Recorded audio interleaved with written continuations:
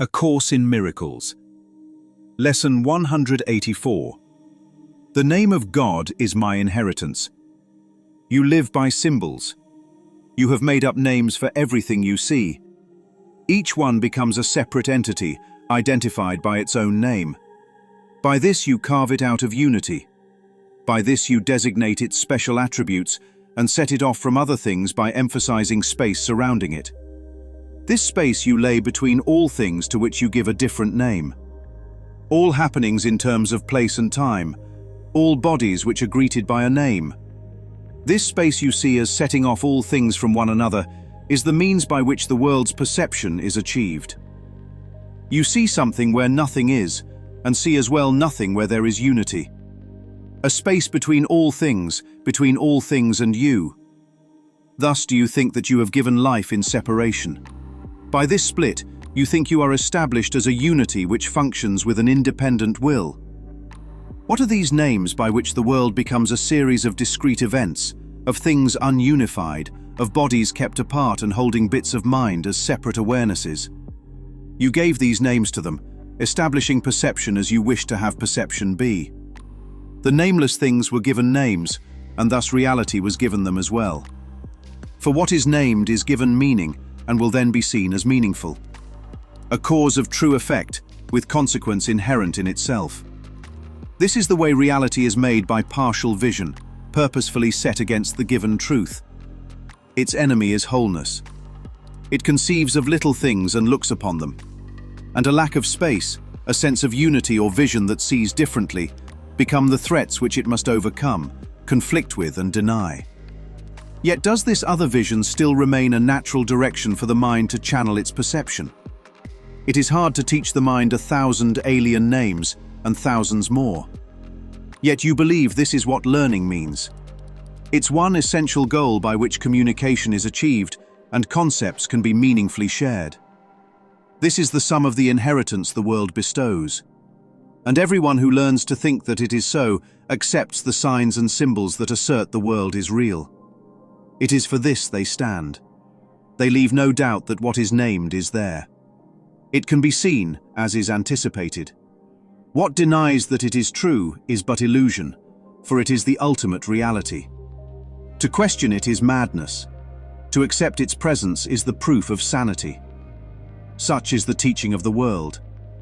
It is a phase of learning everyone who comes must go through. But the sooner he perceives on what it rests, how questionable are its premises, how doubtful its results, the sooner does he question its effects. Learning that stops with what the world would teach stops short of meaning. In its proper place, it serves but as a starting point from which another kind of learning can begin. A new perception can be gained, and all the arbitrary names the world bestows can be withdrawn as they are raised to doubt. Think not you made the world. Illusions, yes. But what is true in earth and heaven is beyond your naming. When you call upon a brother, it is to his body that you make appeal. His true identity is hidden from you by what you believe he really is. His body makes response to what you call him, for his mind consents to take the name you give him as his own. And thus his unity is twice denied, for you perceive him separate from you, and he accepts this separate name as his. It would indeed be strange if you were asked to go beyond all symbols of the world, forgetting them forever. Yet were asked to take a teaching function. You have need to use the symbols of the world a while. But be you not deceived by them as well. They do not stand for anything at all, and in your practicing, it is this thought that will release you from them. They become but means by which you can communicate in ways the world can understand, but which you recognize is not the unity where true communication can be found. Thus, what you need are intervals each day in which the learning of the world becomes a transitory phase. A prison house from which you go into the sunlight and forget the darkness. Here you understand the word, the name which God has given you, the one identity which all things share, the one acknowledgement of what is true, and then step back to darkness, not because you think it real, but only to proclaim its unreality in terms which still have meaning in the world that darkness rules. Use all the little names and symbols which delineate the world of darkness, yet accept them not as your reality. The Holy Spirit uses all of them, but he does not forget creation has one name, one meaning, and a single source which unifies all things within itself. Use all the names the world bestows on them, but for convenience, yet do not forget they share the name of God along with you. God has no name, and yet his name becomes the final lesson that all things are one, and at this lesson does all learning end. All names are unified. All space is filled with truth's reflection. Every gap is closed and separation healed. The name of God is the inheritance he gave to those who chose the teaching of the world to take the place of heaven. In our practicing, our purpose is to let our minds accept what God has given as the answer to the pitiful inheritance you made as fitting tribute to the Son he loves. No one can fail who seeks the meaning of the name of God. Experience must come to supplement the word. But first, you must accept the name for all reality and realize the many names you gave its aspects have distorted what you see, but have not interfered with truth at all. One name we bring into our practicing. One name we use to unify our sight. And though we use a different name for each awareness of an aspect of God's Son, we understand that they have but one name, which he has given them. It is this name we use in practicing. And through its use, all foolish separations disappear which kept us blind. And we are given strength to see beyond them. Now our sight is blessed with blessings we can give as we receive. Father, our name is yours. In it we are united with all living things, and you who are their one Creator. What we made and call by many different names is but a shadow we have tried to cast across your own reality. And we are glad and thankful we were wrong. All our mistakes we give to you, that we may be absolved from all effects our errors seem to have. And we accept the truth you give in place of every one of them. Your name is our salvation and escape from what we made. Your name unites us in the oneness which is our inheritance and peace. Lesson 184. The name of God is my inheritance. You answered to the wrong name. What if God never called you that? There is a strange question that almost nobody ever asks. Not because it is difficult, because everyone assumes they already know the answer. What is your name? You answer without hesitation. Then something even stranger happens. The moment the name is spoken, an entire life rushes in behind it. Success, failure, victim, rich, poor, strong, broken, chosen, rejected, good parent, bad parent, self-made, addict, survivor. Every one of them feels as though it belongs to someone, to you. But what if none of those names ever belong to you? Think about that. Every morning, the world introduces you to yourself. It reminds you who you are supposed to be. It tells you what you've accomplished, what you've lost, what you deserve, what you've become. And after hearing those introductions long enough, you stop questioning them. You begin answering every time your little name is called. Then Detective Boy quietly raises his hand. He doesn't argue. He doesn't debate. He doesn't defend another opinion. He asks one ordinary question. Who gave you that name? Not your nickname. Not the one on your driver's license. Not the one your resume depends on. The name underneath all the stories. The one you've been answering to your entire life. Who gave you that? Because if God never called you a failure, who did? If God never called you a victim, who did? If God never called you broken, who did? And if he never called you successful, who taught you to answer to that one too? Maybe the greatest mistake was never believing the wrong story. Maybe it was answering to the wrong name. Aha. Think about that. Because before we investigate your story, before we investigate your past, before we investigate your grievances, before we investigate your successes, we have to investigate the very first thing the world ever handed you: a name. And what if everything that followed was built upon it? The funny thing is, before we ever opened the lesson had already started speaking. Not through the paragraphs, through the cloud. The biggest word wasn't love. It wasn't forgiveness. It wasn't fear. It wasn't even God. It was name. Then came world, then one, then things, then names. Almost like the lesson was whispering the answer before we even knew the question. Think about that. Why would a lesson about God begin with names? Why not begin with behavior? Why not begin with sin? Why not begin with guilt? Why not begin with forgiveness? Because behavior isn't the lead domino. Behavior comes later. Long before there was a guilty person, there was a name. Long before there was a successful person, there was a name. Long before there was a failure, there was a name. The world doesn't begin by telling you how to behave. It begins by telling you who you are. Once you believe the name, the behavior almost writes itself. Aha! Think about that. That's why the cloud kept pointing back to the same place. Name. World. One. Things. The world appears the moment the one becomes many. How does the many appear? By naming. This is me. That is you. This is success. That is failure. This is friend. That is enemy. One by one, the world is carved into little pieces, not because reality changed, because the names did. The lesson doesn't begin with what you've done. It begins with what you've called everything. Because once the names are believed, the rest of the story almost tells itself. And this is where the lesson takes a turn almost nobody expects. Naming is not a neutral event.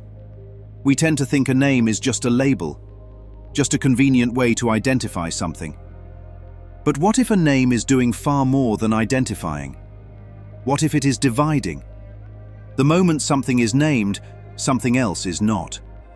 The moment you say, "This is John," there is now someone who is not John.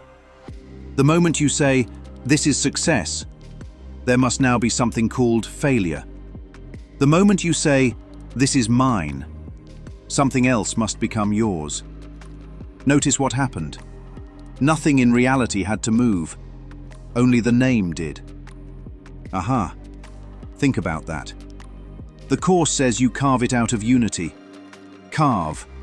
Not discover. Not uncover. Carve. When you carve a block from a piece of marble, you haven't created new marble. You've only made it appear separate from what it has always belonged to. The little block can now say, "Look at me." But without the marble, where did the block come from?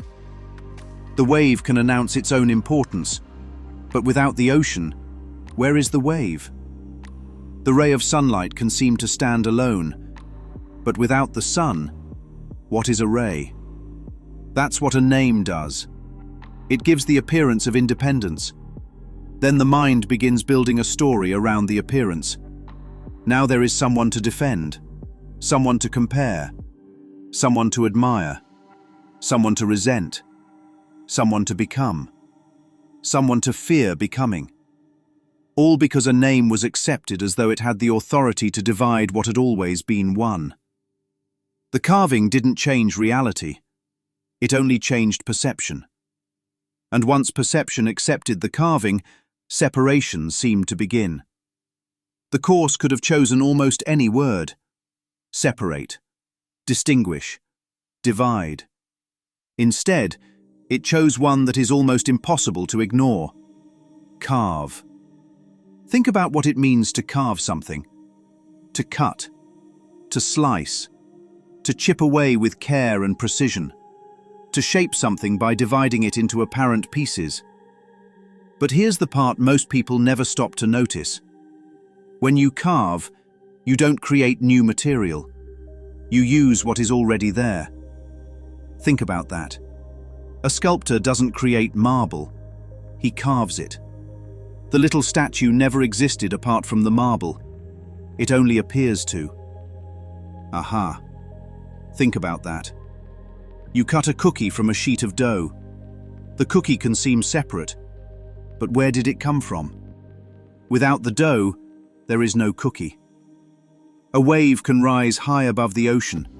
It can even imagine itself standing alone. But take away the ocean. Where is the wave? A ray of sunlight can shine through your window. It can look completely independent. But remove the sun. What becomes of the ray? The ray never manufactured its own light. It borrowed everything from its source. That's what the mind tries to do with reality. It doesn't create another reality. It attempts to carve one out of reality. It points to the little piece and says, "Look what I made." The Course quietly asks, "Made from what?" Without the marble, where is the statue? Without the dough, where is the cookie? Without the ocean, where is the wave? Without God, where is the separate self? Aha! The carving never changed the marble. It never changed the ocean. It never changed the sun. It only changed the appearance. And maybe that's why the lesson says we carved reality out of unity. Not because unity was ever broken, but because the mind became convinced the carving had created something that had never existed before. Now we're getting to the place where the Course always takes us, not to the branches, to the root. Most of us spend our lives hacking at branches. Fear, anger, jealousy, specialness, success, failure, grievances. We keep trimming one branch, only to watch another one grow. Aha! Think about that. The Course isn't interested in helping you become a better branch trimmer. It keeps asking the same question. Where is the lead domino? What fell first? Because if you can see the first domino, you don't have to chase the other 500. They were all waiting for the first one to fall. This lesson says the first domino isn't your behavior, it isn't your habits, it isn't your personality, it isn't even your character. The first domino is the name. The name comes first. Then the character begins to form around the name. Rick is. John is. She's the smart one. He's the difficult one. She's a fighter. He's a natural leader. Little by little, the character grows around the name. Then comes the story. He always, she never. When he was little, that's just who she is. Now the biography has begun. Then comes the grievance. He hurt me. She betrayed me. I'll never forgive him. Notice how far downstream we are. The grievance isn't the beginning. The story isn't the beginning. The character isn't the beginning. The name was. And if the name was never your inheritance, what does that say about everything that was built upon it? Think about that. Maybe that's why the Course refuses to wrestle with branches. It quietly walks upstream, past the grievance, past the story, past the character, until only one question remains. Who gave you that name? Once you discover the lead domino, something else begins to appear. There are actually two inheritances being offered. One comes from the world, the other comes from God. The world's inheritance is almost endless. It hands you thousands of little names: successful, failure, rich, poor, victim, winner, sinner, saint. Gifted, broken, traumatized, abandoned, special, unwanted. Every season of your life, another little name arrives. And every little name quietly asks the same question. Will you answer when I call? Aha! Think about that. The world never runs out of names. Lose your money? Here's another one. Get married? Here's another one. Get divorced? Here's another one. Become famous? Here's another one. Grow old? Here's another one. The names keep changing because the world keeps changing. But then the lesson introduces something entirely different. Not another little name. One name. One inheritance. The world says, earn your name. God says, receive your inheritance. The world says, prove who you are. God says, remember who you are. The world asks you to spend your life collecting names. God asks you to let them all fall away. Because an inheritance isn't something you achieve. It isn't something you negotiate. It isn't something you improve. It isn't something you protect. It is yours because of your source. Think about that. The world's inheritance depends upon performance. God's inheritance depends upon relationship. One can be gained. One can be lost. One must constantly be defended. The other simply is. That's why the lesson doesn't ask you to choose a better little name. It asks whether you've mistaken the world's inheritance for the only inheritance you have ever truly been given. Then watch what happens next. The baby begins to cry. Immediately, everyone starts trying to solve the mystery. He's hungry. No, he's tired. No, he's spoiled. No, he's fussy. No, he's difficult. No, he's an easy baby. Notice something remarkable.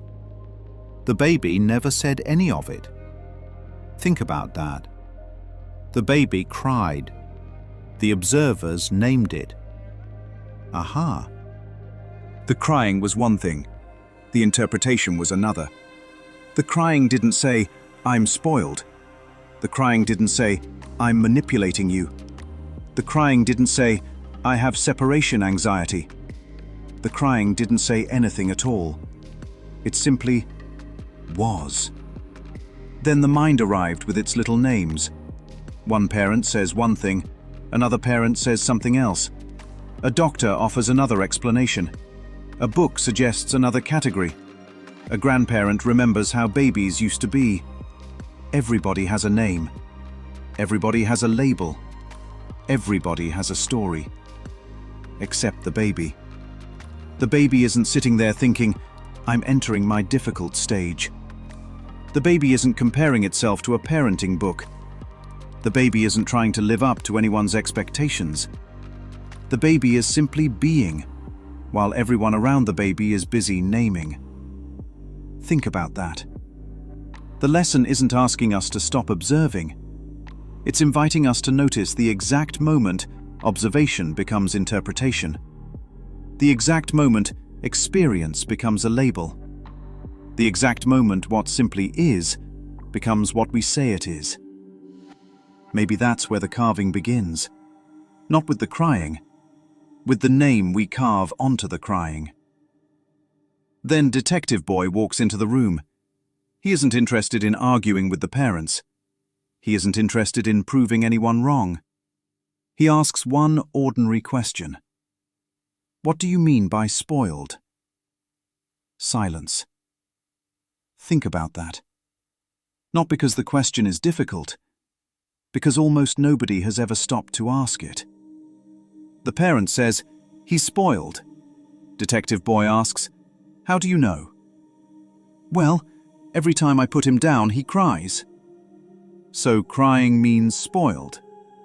Well, he always wants to be held. So wanting to be held means spoiled. Well, he expects me to pick him up. So expectation means spoiled. Little by little, the certainty begins to wobble. Aha. Think about that. The crying never changed, only the label did. Then something remarkable begins to happen. You realize you aren't investigating the baby anymore. You're investigating the one doing the naming. That's where the lesson has been pointing all along. The event wasn't the problem. The name attached to the event became the problem. Because once spoiled is accepted, the character begins to grow around it. Now every cry confirms it. Every reach reinforces it. Every moment becomes another piece of evidence for a conclusion that was already accepted.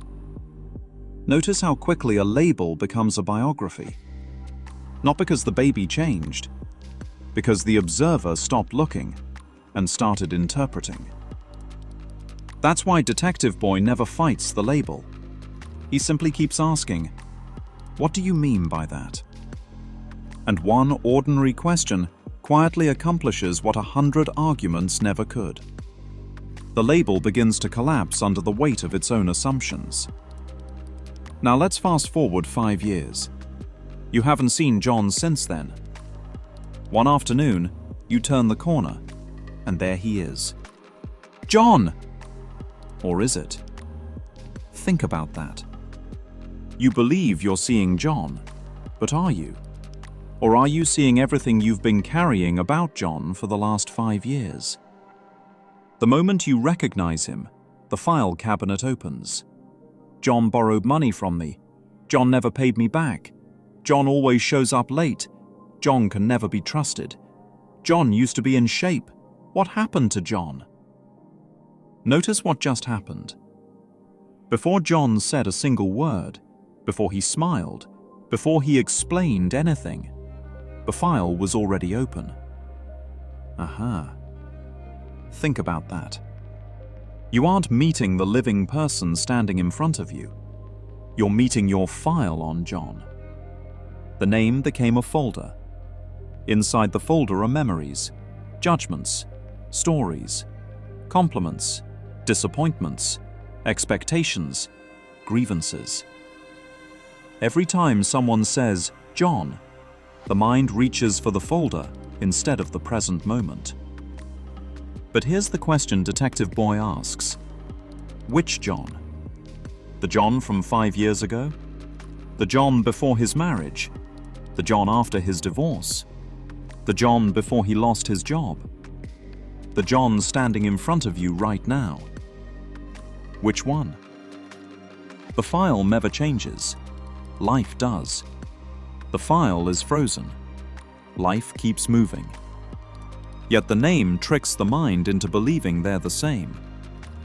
That's why the Course says your brother's true identity is hidden from you by what you believe he really is. You aren't looking at your brother anymore. You're looking at your file.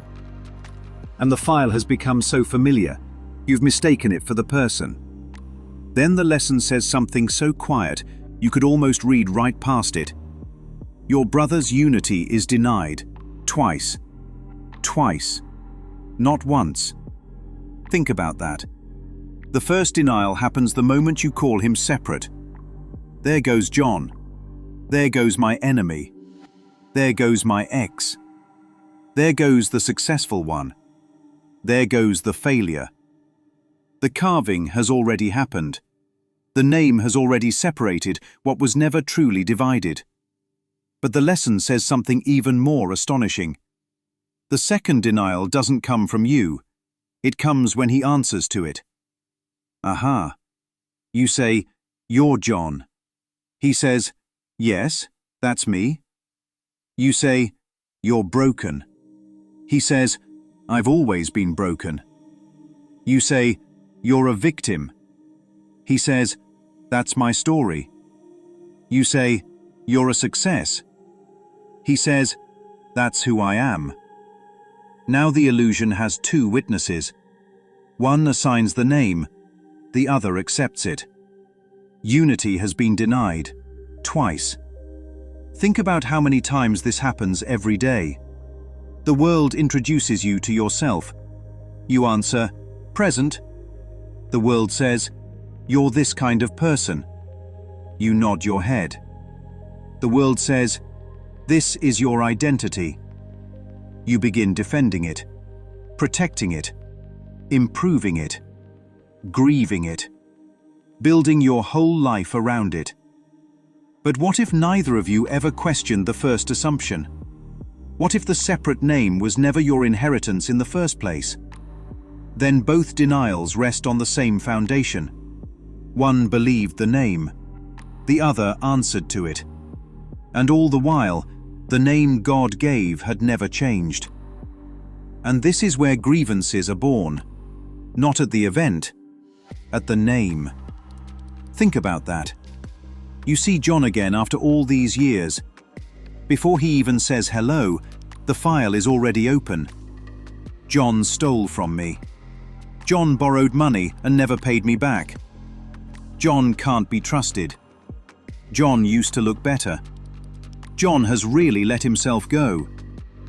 What happened to John? Notice something remarkable. Every one of those statements begins the same way. John. The name has become the hook. Everything else hangs from it. Aha. Think about that. The grievance isn't floating around by itself. It has to attach to something. It attaches to the name. Then the mind quietly performs another miracle of its own making. It acts as though the person standing in front of you and the file you've been carrying for years are the very same thing. But are they? Which John are you holding accountable? The one from 5 years ago? The one from yesterday? The one standing here now? Or the one you've been rehearsing in your mind? The grievance never asks those questions. It assumes the file is reality. That's why grievances can survive for decades. The living moment keeps changing. The file does not. The story stays frozen. The name stays frozen. The grievance stays frozen. And every new encounter gets compared to an old photograph. The course quietly interrupts the whole process. It asks you to notice that your brother's true identity has disappeared behind the name you've been protecting. You thought you had a grievance against John, but the grievance was never attached to the living reality before you. It was attached to a name, and to the story you built around that name. And if the name was never the truth, what happens to everything hanging from it? Have you ever noticed where almost every detective story begins? Not with the crime, with the character. Before you see a single piece of evidence, someone starts telling you who the person was. She was the sweetest person you'd ever meet. He was a devoted father. She would do anything for anybody. He was ambitious. She was a fighter. He had a temper. Listen carefully. The investigation hasn't even started, yet the character is already being built. Aha. Think about that. Every sentence becomes another brick. Every description becomes another label. Every label becomes another expectation. Then the evidence arrives. But by now, you aren't looking at the evidence by itself. You're looking through the character you've already accepted. If they told you he was kind, you'll interpret the evidence one way. If they told you he was greedy, you'll interpret the very same evidence another way. The evidence didn't change. The character did. That's why Detective Boy is so patient. He doesn't want the biography first. He wants the evidence. He doesn't begin with, "Who was she?" He begins with, "Start from the beginning," because he knows something most people overlook. The moment the character is accepted, the investigation is no longer neutral. The file has already been opened. The labels have already been attached. The story has already begun telling you what to see.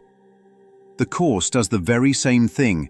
It quietly steps in before the investigation gets too far, before the evidence, before the conclusions, before the character. It asks one simple question: who gave them that name? Now let's leave the detective show for a moment and walk onto the 17th floor. A monthly statement arrives in the mail. You open it. There it is. Your return, your balance, your gains, your future. Or so it seems. Think about that. The paper has already named something. It says, "This is your return." The moment the name is accepted, everyone begins looking for the return. Nobody stops to ask the ordinary question: where did the return come from? Was there ever a trade?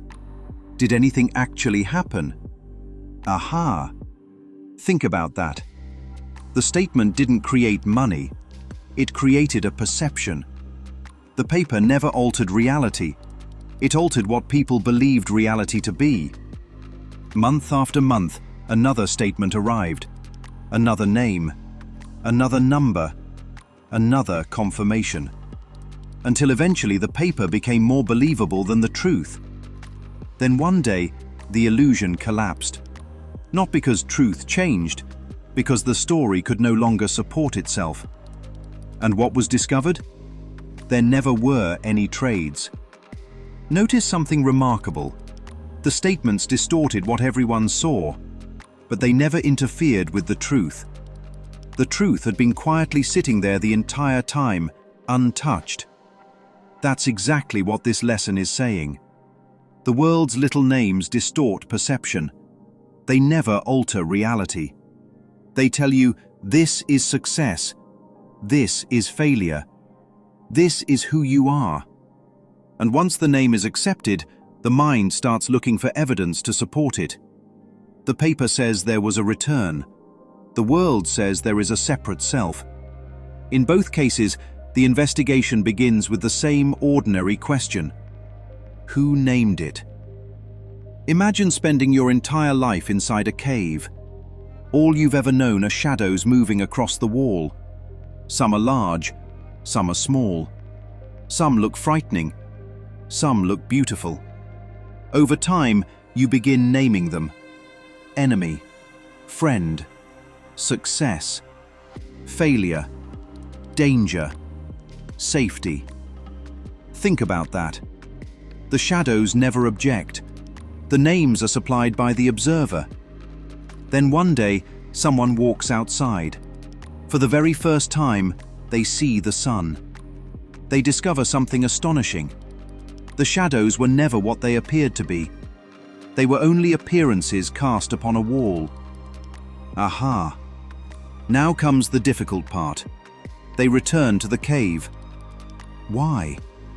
Not because they've started believing in the shadows again, because there are still people inside who know no other language. So they speak about shadows, but they no longer mistake the shadows for reality. That's exactly what the course is asking us to do. Use the little names. Say John. Say Texas. Say doctor. Say teacher. Use the symbols for convenience, but don't bow to them. Don't let them become your reality. The difference isn't in the words, it's in what you believe the words are pointing to. The one who has seen the light can still speak the language of shadows. They simply no longer confuse the shadow with the truth. They step back into the darkness, not to become lost in it, but to remember that darkness has never had the power to extinguish the light.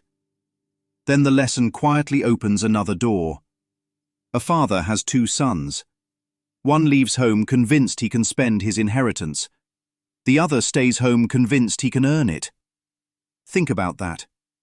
One says, "I lost my inheritance." The other says, "I've worked for my inheritance." On the surface, they couldn't be more different. But look a little deeper. The younger brother believes an inheritance can be lost. The older brother believes an inheritance can be increased through effort.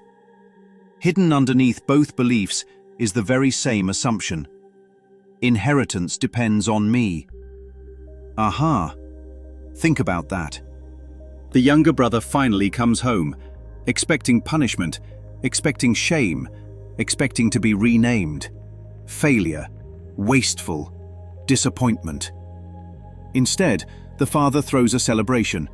No lecture, no condemnation, no probation. Bring the robe, bring the ring, bring the sandals, prepare the feast. The older brother can't understand it. I've been here the whole time. I've worked, I've obeyed, I've earned more than he has.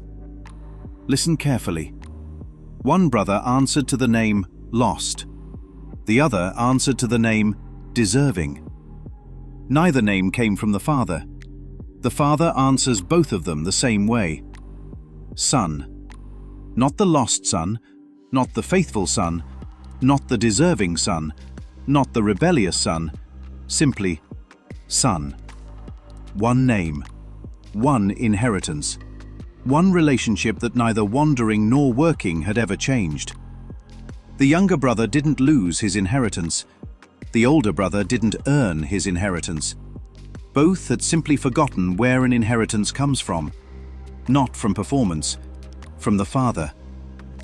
And then something begins to dawn on you. If your inheritance comes from God, what exactly has the authority to take it away? Can success rename you? Can failure? Can betrayal? Can a divorce? Can a diagnosis? Can bankruptcy? Can losing everything in a fraudulent investment? Can Bernie Madoff? The world says yes. You were successful. Now you're a failure. You were wealthy. Now you're bankrupt. You were respected. Now you're a fool. Notice what happened. Nothing merely happened to you. The event immediately tried to give you a new name. Then the world waited to see if you would answer to it. I guess I am a failure. I guess I'm one of the victims. I guess this is who I am now. That's how people lose their way. Not because the event occurred, because they accepted the name the event offered. The younger brother accepted the name lost. The older brother accepted the name deserving. The Madoff investors were tempted to accept the name fooled. Every event arrives carrying a little name in its pocket. The question is never whether the event happened. The question is whether the event has the authority to rename you. The Course answers with a quiet but unmistakable no. No event created you. No event named you. No event can revoke what God has already given. Success cannot rename the Son of God. Failure cannot rename the Son of God. Betrayal cannot rename the Son of God. Loss cannot rename the Son of God. The world may offer 1,000 new names before the day is over, but it cannot change the one name that was yours before the first event ever seemed to happen. And now lesson 183 quietly walks back into the room. Do you remember the warning? If you answer to the little names, you will eventually lose your way again. Not because the road changed, not because God moved, not because truth disappeared, because you started following a name that was never meant to guide you. Every little name the world gives has an expiration date. Successful, until you aren't. Young, until you age. Healthy, until the diagnosis. Rich, until the market changes. Popular, until the crowd finds someone else. Every worldly name eventually asks to be replaced by another worldly name. That's why the world never runs out of introductions. The old identity expires, so a new one must be invented. You become the retired one, the divorced one, the survivor, the patient, the widow, the millionaire, the bankrupt one. The names keep changing because none of them can remain. And if you answer to each one, you'll keep losing yourself every time the name changes. That's what it means to lose your way. Not that you've wandered away from God, you've wandered away from the name that never changes. Lesson 183 says the little names are only for convenience. Lesson 184 tells you why. Because the moment convenience becomes identity, the maze begins all over again. You start defending another name, improving another name, grieving another name, afraid of losing another name. Then one day it disappears, and with it, the self you thought you were. But the name God gave has no expiration date. It doesn't grow old. It doesn't gain value. It doesn't lose value. It doesn't need maintenance. It simply is. And perhaps that's why the Course keeps saying, remember, because you never lost your inheritance. You only answered when the wrong name called. Then you begin to notice another sign that you've answered to the wrong name. You find yourself trying to save the Titanic. The ship is taking on water. People are running everywhere. Someone says the answer is to rearrange the furniture. Someone else says to repaint the walls. Another wants a better orchestra. Another wants a larger lifeboat. Everyone is trying to improve the ship. Almost nobody stops to ask the ordinary question: what if the ship was never home? The Course calls this dream management. If only the dream were a little happier. If only these dream characters would behave. If only God would fix this part of the dream. If only the world were different. Notice where your attention has gone. Not to truth. To making the illusion more comfortable. That's one of the quiet signs you've begun believing in the darkness again. Not because darkness became real, because you've started treating it as though it were. The ladder is leaning against the wrong wall. It doesn't matter how sincerely you climb it. It doesn't matter how skillfully you climb it. It doesn't matter how hard you climb it. If it's against the wrong wall, every step only carries you farther in the wrong direction. The same is true of the dream. If you believe salvation is found by improving the dream, you'll spend your whole life repairing a ship that was never your destination. The Course doesn't ask you to become better at saving the Titanic. It asks something much quieter. How did you become convinced the Titanic was your home? That's the lead domino. Because the moment you mistake the dream for reality, every prayer becomes another request to preserve the dream. Then one day you remember, you were never trying to wake the dream. You were being invited to awaken from it.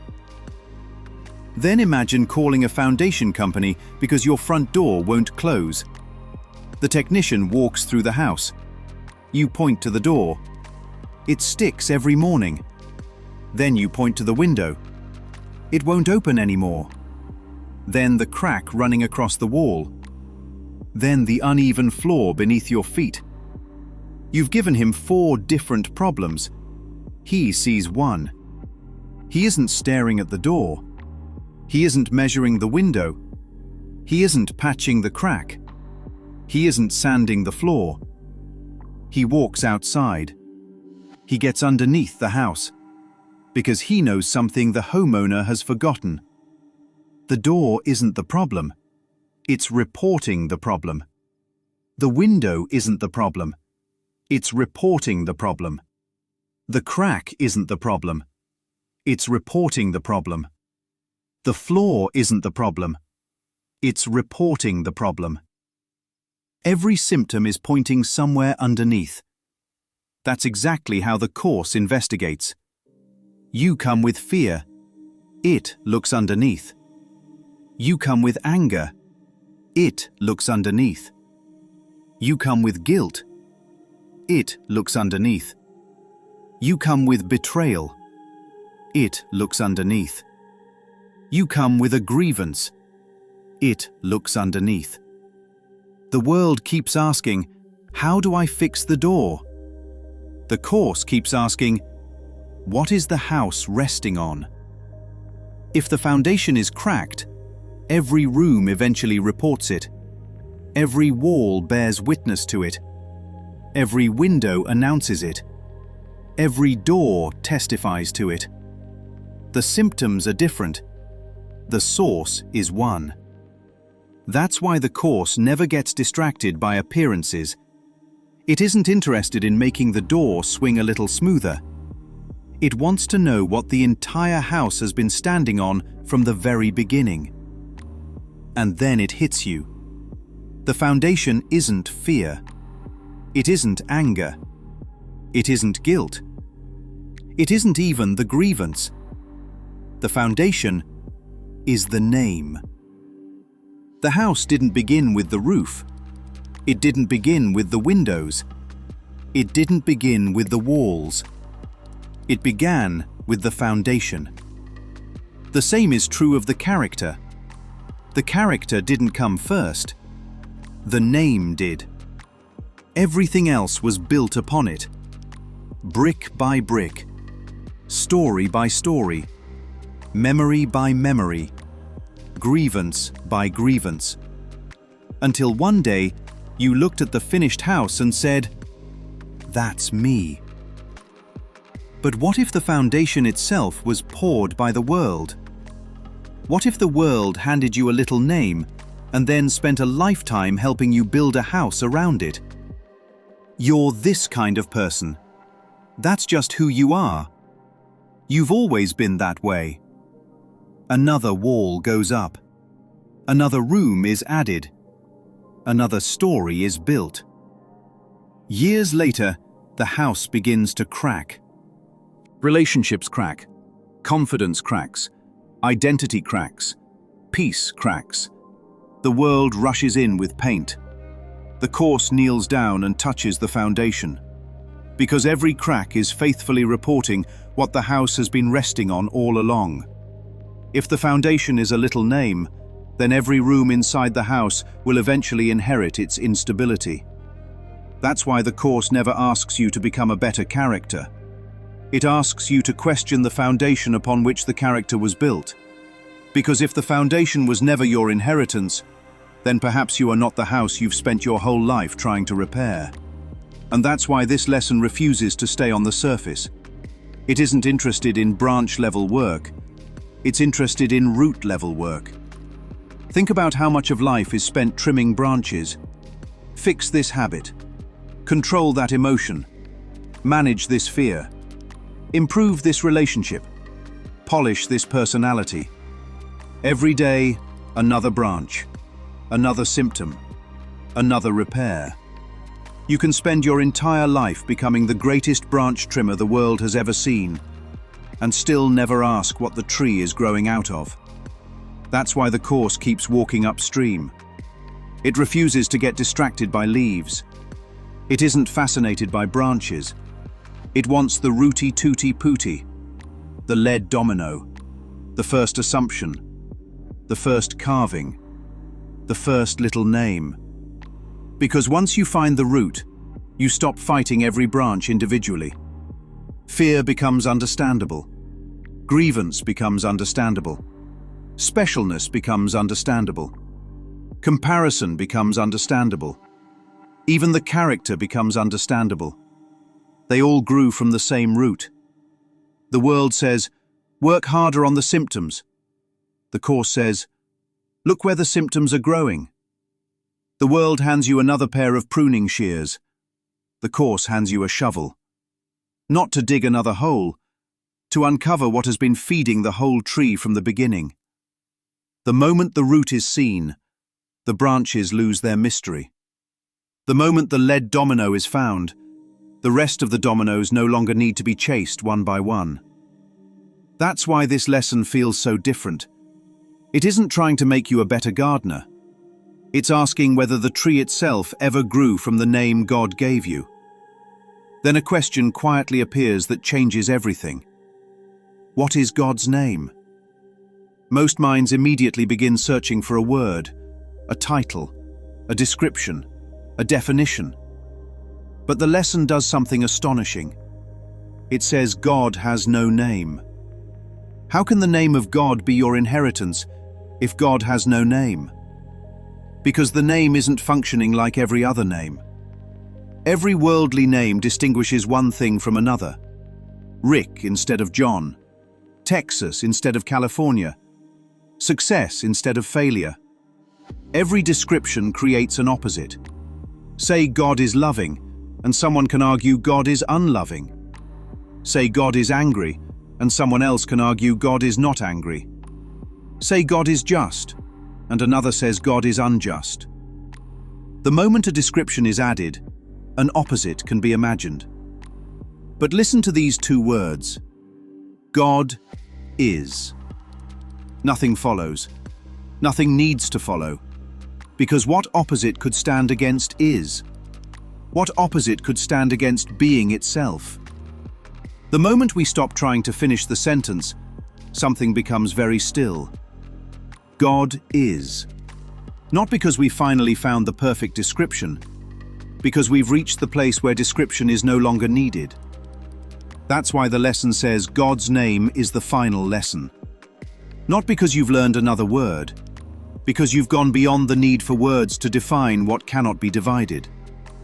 The world's little names point toward differences.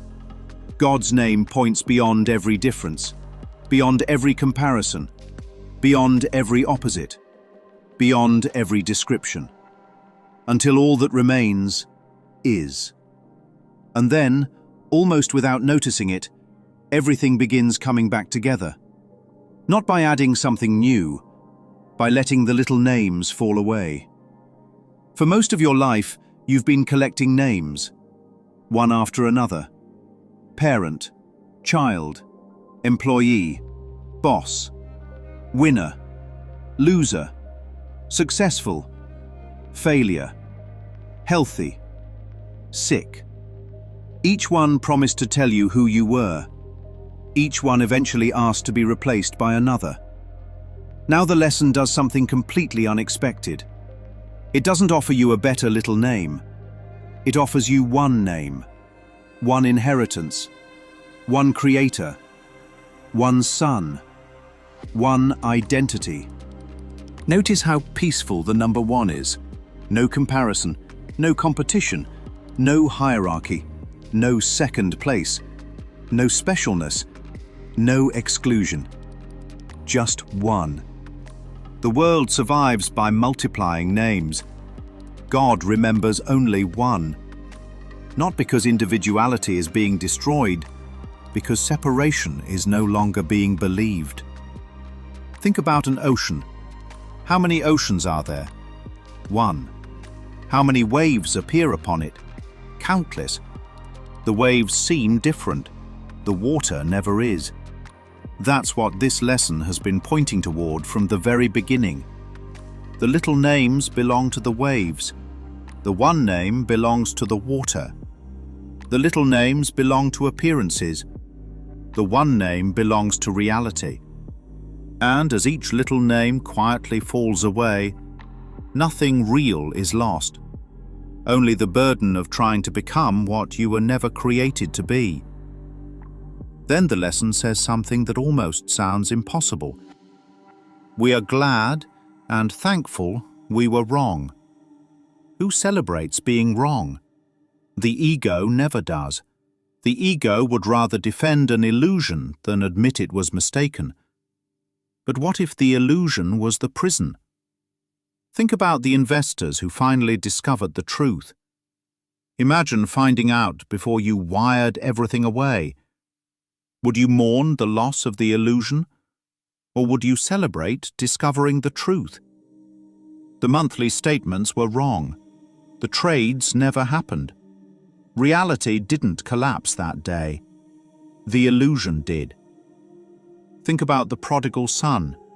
He came home believing he had lost everything. He expected judgment. He expected punishment.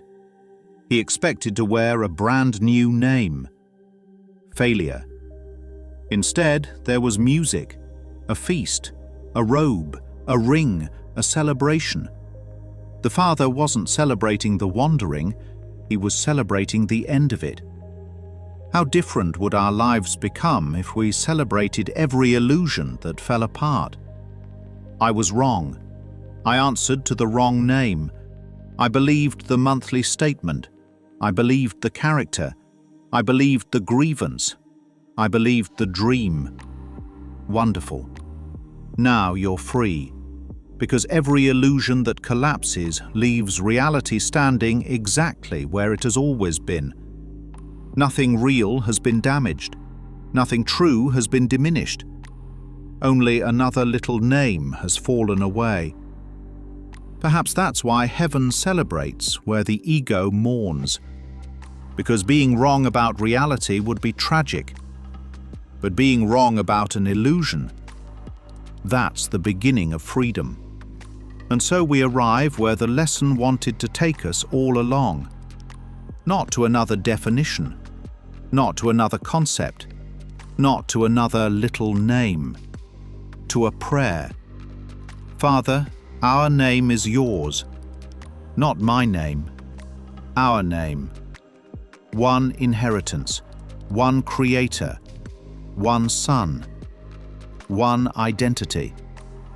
All the little names the world taught us begin to grow quiet.